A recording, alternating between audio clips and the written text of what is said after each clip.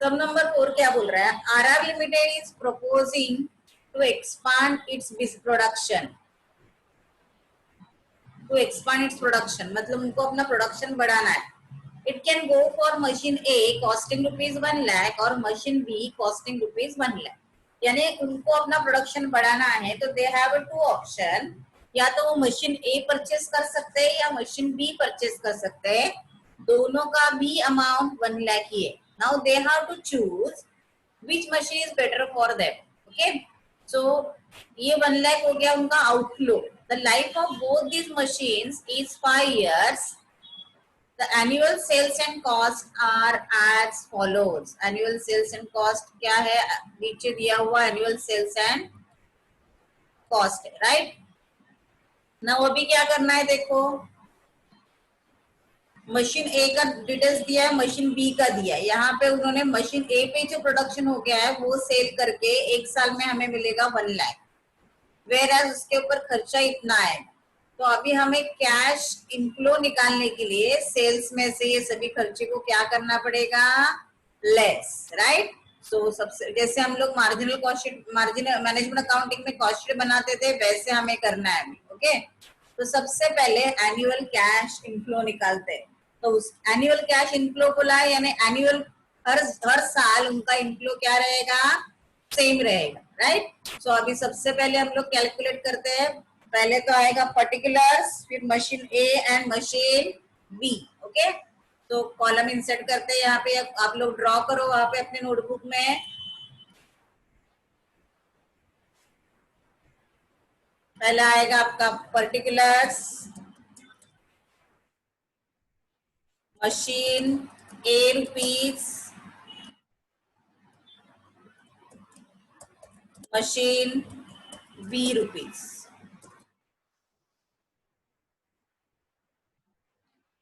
Okay, machine A rupees and machine B rupees. अभी our starting point will be sales. Okay, sales इसका कितना है? 1 लाख. और यहाँ पे भी कितना है? 1 लाख, करेक्ट. अभी इस सेल्स में से सभी एक्सपेंसेस को हमें क्या करना है? लेस करना है, करेक्ट. तो सेल्स माइनस ऑल एक्सपेंसेस, तो वो हम लोग लेस कर रहे हैं. अभी जो लेस है उसको हम लोग ब्रैकेट में लिखते हैं. लेस क्या क्या लेस होगा? पहले यहाँ पे पर्टिकुलर्स में लिख लेती हूँ. मटेरियल्स, फिर लेबर, फिर इसके बाद वेरिएबल ओवरहेड्स. इन सभी को लेस करना है. जो लेस अमाउंट है हम लोग ब्रैकेट में लिखते हैं. ओके, सो अभी क्या क्या है देखो, ये सभी हो गया आपका कॉस्ट, राइट. पहला तो आएगा 30,000 लेस कर रहे हैं हम लोग. उसके बाद 14,000 को लेस कर रहे हैं. उसके बाद क्या लेस कर रहे हैं हम लोग? अगेन 14,000 को लेस कर रहे हैं. Okay, same way in machine B cost of material कितना है? 30,000. फिर ये है आपका 12,000 और फिर ये भी है आपका 12,000, करेक्ट. अभी आपको निकालना पड़ेगा जिसे नॉर्मली हम लोग प्रॉफिट बोलते हैं, लेकिन यहाँ पे हम लोग बोलेंगे उसको कैश इनफ्लो. क्या बोलेंगे? Cash inflow. ओके, अभी कैश इनफ्लो, कैश इनफ्लो कैसे आएगा देखो, हम लोग कैलकुलेट करते हैं उसको. अभी 1 lakh minus 30,000 minus 14,000 minus 14,000. So you will got the amount 42,000. ये हो गया cash inflow per year. Okay, इधर अभी कर लेते हैं हम लोग. ये है आपका 1 lakh minus 30,000 minus 12,000, sorry minus 12,000, it is equal to 46,000। So yearly cash inflow आपको यहाँ पे मिल रहा है 46,000, करेक्ट। ईयरली कैश इनफ्लो हमें यहाँ पे मिल रहा है 46,000, ये ईयरली है। पिछले वाले सम में हर एक साल में अलग अलग था, यहाँ पे हर एक साल में सेम है, राइट। अभी इसको हमें क्या करना है, ईयरली कैश इनफ्लो मिला है आपको। अभी इसको क्यूमुलेटिव निकालने की जरूरत नहीं, क्योंकि हमारे पास ईयरली कैश इनफ्लो है और ईयरली हर साल कैश इनफ्लो सेम है। तो उसके लिए हमें फॉर्मूला यूज करना है, मेरे साथ लिखते जाओ formula. Payback period equal to initial investment divided by annual cash inflow. यहाँ पे आपको क्यूमुलेटिव कैश इनफ्लो निकालने की जरूरत नहीं है। Initial investment upon annual cash inflow, okay. तो इनिशियल इन्वेस्टमेंट, अभी एक एक मशीन का हम लोग लेते हैं। पहले मशीन का कितना है, पहले मशीन ए का करते हैं हम लोग, ओके। ए मशीन का हम लोग कैलकुलेट करेंगे। इनिशियल इन्वेस्टमेंट 1 लाख ही है ना, कितना है देखो, हाँ दोनों का 1 लाख ही है। So it will become 1 lakh divided by annual cash inflow कितना है 42,000, करेक्ट। 1 lakh divided bye 42,000। सो अभी ये कैलकुलेट करते हैं हम लोग कैलसी पे। 1 lakh divided by 42,000, that is equal to 2.380, right। 2.3809, मतलब आपका आंसर आएगा 2.381, 3 डिजिट तक निकालना है तो 2.381 ईयर्स, ओके। अभी पी का निकालते, साइड साइड में निकालोगे दोनों का तो भी चलेगा। ये पी का निकाल रही हूं मैं भी। फॉर्मूला एक ही बार लिखोगे, दैट विल बी इनफ, बार बार लिखाने की जरूरत नहीं है। 1 lakh divided by every year हमें मिल रहा है 46,000। So your answer will be equal to, so your answer will be 1 lakh divided by 46,000. 1 lakh divided by 46,000, that is equal to 2.173, यानी 2.174, 2.174 years, ओके। अभी इसका कन्वर्शन करते बैठने की जरूरत नहीं है, हमने दोनों का कैलकुलेट करके बताया, करेक्ट। आप बाजू बाजू में ऐसे कैलकुलेट करके बताओगे तो भी चलेगा। अभी ये सब में ओनली पेबैक पीरियड नहीं पूछा है, उन्होंने पेबैक प्रॉफिटेबिलिटी भी पूछा है, और यहाँ पे टैक्स और डेप्रिसिएशन इग्नोर करने के लिए बोला है, इसलिए हमने यहाँ पे टैक्स एंड डेप्रिसिएशन कुछ नहीं किया है। अदरवाइज हमें आगे का फॉर्मेट रिपीट करना पड़ता, लेकिन यहाँ पे वो सब कुछ हमें नहीं लेना है, ओके। अभी ये हो गया आपका पेबैक पीरियड। अभी payback profitability, okay.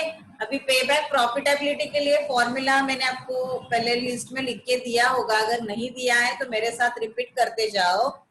Payback profitability equal to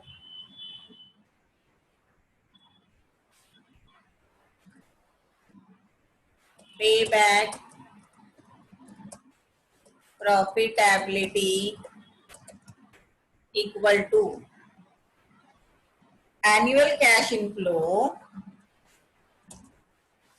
annual cash inflow multiply by into bracket estimated life minus payback period. This is the formula, payback period, okay। अभी एस्टिमेटेड लाइफ आपको दिया हुआ है, अगर आपके लिस्ट में ये फॉर्मूला नहीं है तो उसको ऐड करके लो।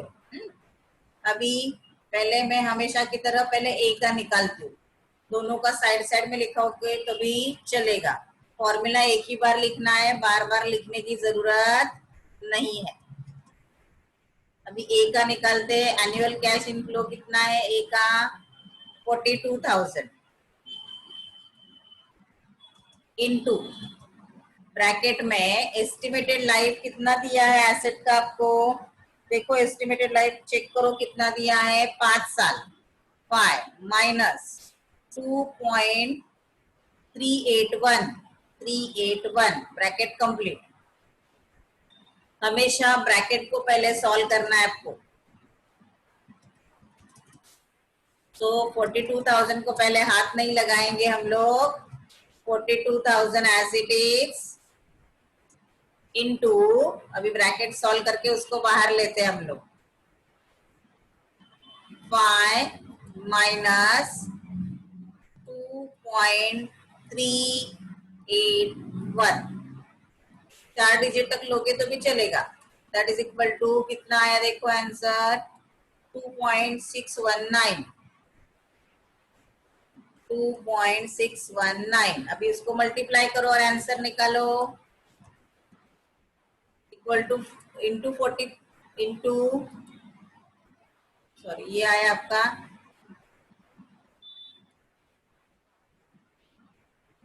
2.619 into 42,000, that is equal to 1,10,998, यानी 1,09,998. Okay, so your answer will be 1,09,998. Instead of that अगर आपका 1,10,000 आया तो भी वो करेक्ट ही है, क्योंकि वो 98 आया। अगर हम लोग पूरा डिजिट लेंगे तो 1,10,000 पे आंसर आ रहा है। तो अगर आपका 1,10,000 आया तो भी करेक्ट है, और ये जो निकाला है वो भी करेक्ट है। अभी सेम वे बी का निकालेंगे हम लोग, payback profitability. B, machine B yearly कितना है 46,000 into bracket 5 years minus 2.174, so equal to 46,000 इनटू, अभी माइनस करते हैं, 5 minus 2.174, 2.826, 2.826. Okay, so equal to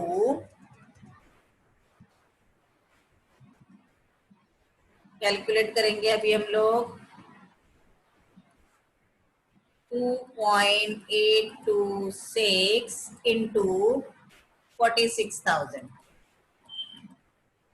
1,29,996, 1,29,996। उसके जगह पर अगर आपने 1,30,000 भी लिया तो भी चलेगा। ओके, अभी यहाँ से आपको सिलेक्ट करना है।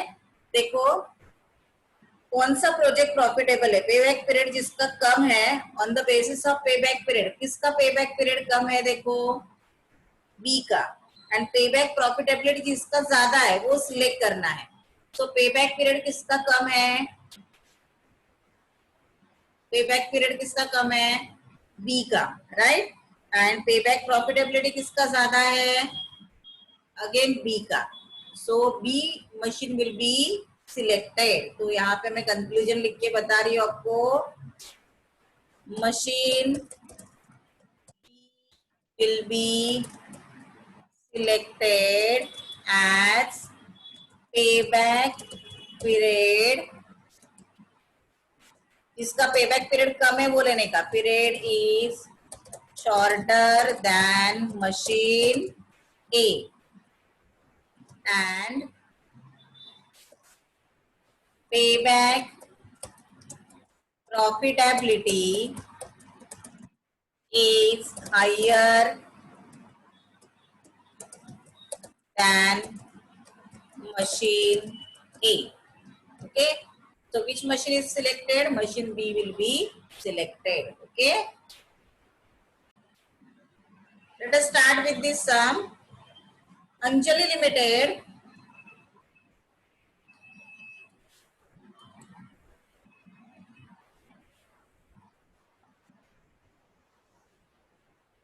Anjali Limited producing article mostly on hand labor and is considering to replace it by new machine.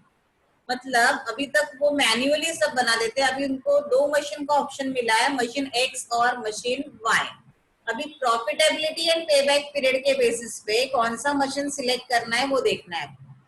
But यहाँ पे आपको सीधा कैश इनफ्लो नहीं दिया है, मशीन यूज करने की वजह से कौन सा खर्चा बढ़ेगा और कौन सा खर्चा कम होगा ये यहाँ पे दिया है, right. So according to that we have to do it. Okay.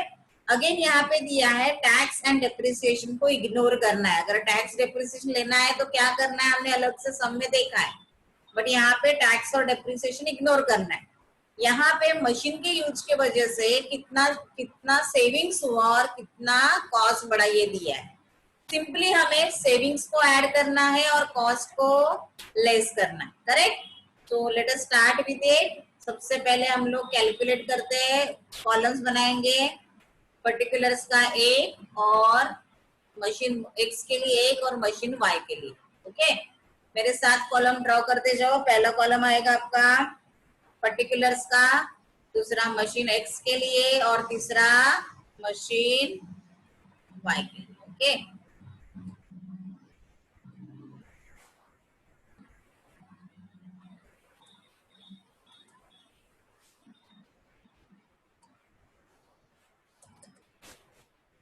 Particulars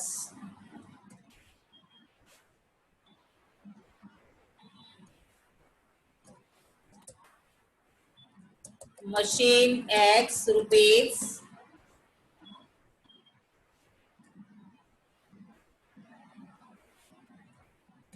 machine Y rupees. Okay.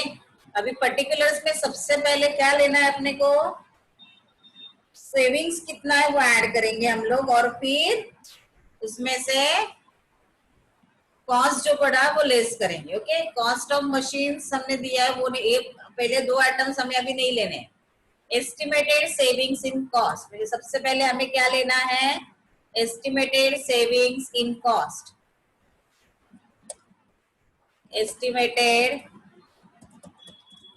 Savings in cost, in scrap है, सॉरी, इन स्क्रैप. कितना है, 1000 एंड 1600. 1000 and 1600.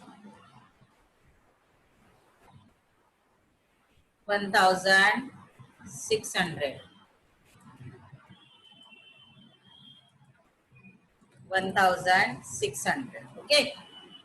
उसके बाद और कुछ सेविंग्स दिया है क्या हमें, देखो जो हो गया उसको टिक करते जाना. एस्टिमेटेड सेविंग्स हो गया. Estimated savings in direct wages, estimated savings in direct wages कितना है, 12,000 एंड 16,000. तो यहाँ पे आएगा 12,000 और यहाँ पे आएगा 16,000. Any other savings they have mentioned here? No. So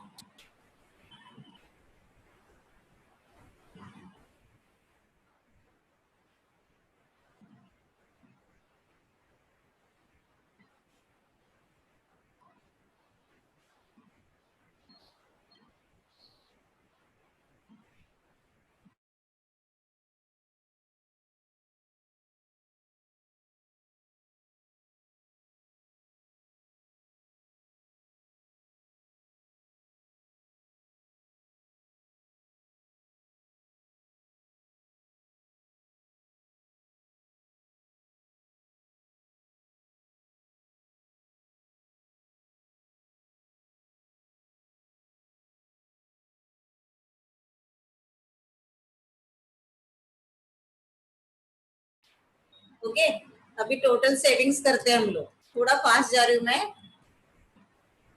12 + 1 13,000 and 16 + 1,600 17,600। अभी इसके बाद हम लोग करेंगे, ये हो गया आपका total savings, total savings. Okay, उसके बाद कॉस्ट कितना बढ़ेगा वो देखते हैं। Additional cost of maintenance, additional cost of maintenance. Okay, और क्या बढ़ा है? एडिशनल कॉस्ट ऑफ सुपरविजन, दोनों साथ में ले लेते हैं हम लोग। Additional cost of supervision. Okay, अभी यहाँ पे हम लोग अमाउंट लेते हैं 1,600 एंड 2,400, और यहाँ पे कितना आएगा 2,000 एंड 3,600। ओके, ये दोनों हमें मिला है, तो अभी इसको ऐड करेंगे, इसे बोलेंगे टोटल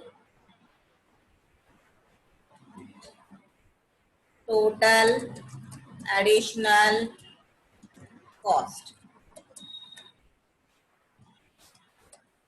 तो ये कितना आएगा 4,000, और ये आया आपका 6,000। करेक्ट। अभी सेविंग्स में से कॉस्ट माइनस करोगे तो क्या मिलेगा आपको? Net cash inflow, net cash inflow. कैसे निकाला? सेविंग्स में से कॉस्ट को हमने माइनस किया। तो अभी 13,000 में से 4,000 गया तो कितना बचा?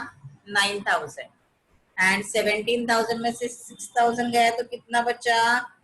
11,600। टोटल चेक कर लो एक बार, 11,600। देखो कितना है, 1,600 प्लस 16,000 हम लोग को मिला ये 17,600। 17,600 में से गया तो ये 11,600 आया।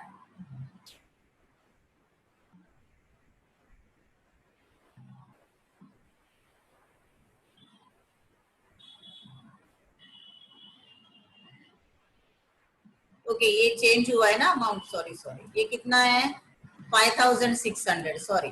Total is 5,600, correct. सो 17,600 में से 5,600 माइनस किया तो कितना आएगा? देखो 3 + 2 5,600, मतलब कितना आएगा? देखो अभी कैलसी पे करते हैं हम लोग, 17,600 minus 5,600, that is equal to 12,000। Okay, तो ये मिला आपको cash inflow.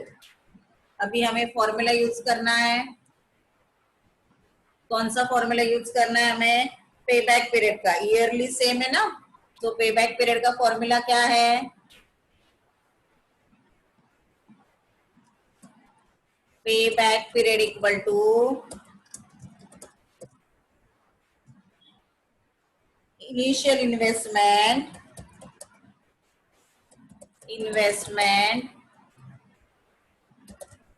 divided by annual cash inflow। Okay, so अभी मशीन एक्स का निकालते हैं हम लोग।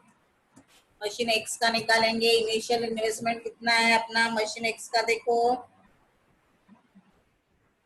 18,000। ओके, सो 18,000 मशीन एक्स का आएगा आपका 18,000 divided by annual cash inflow 9,000, that is equal to 18,000 divided by 9,000 equal to 2 years। correct, your answer will be in years, 2 years। अभी मशीन एक्स मशीन एक्स के बाद आएगा मशीन वाई। मशीन वाई के लिए annual कितना है 36,000 divided by annual cash inflow 12,000. So your answer will be 36 divided by 12. That is equal to 3 years. अभी पे बैक प्रॉफिटेबिलिटी निकालते हैं हम लोग। पे बैक प्रॉफिटेबिलिटी दिया है क्या, निकालने के लिए बोला है ना।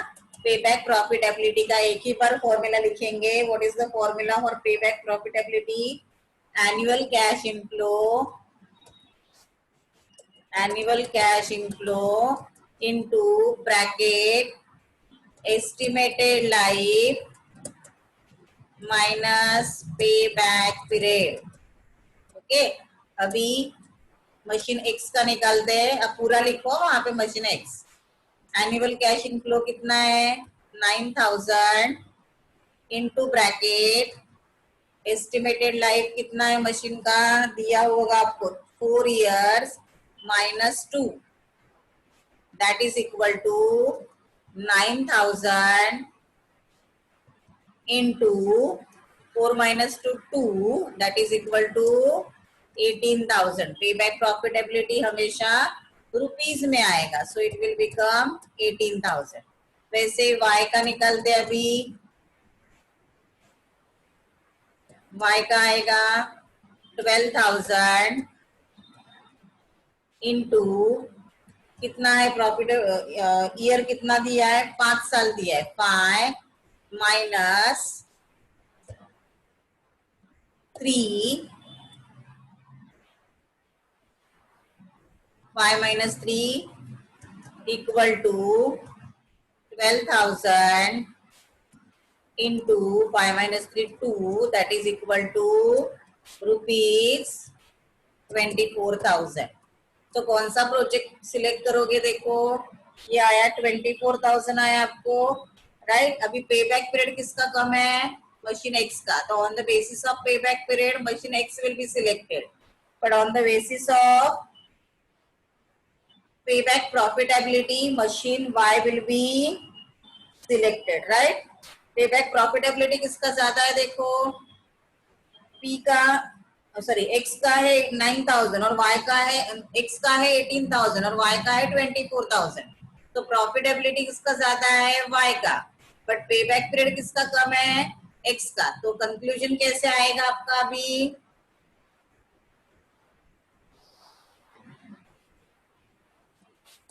on the basis of payback period machine X will be selected as payback period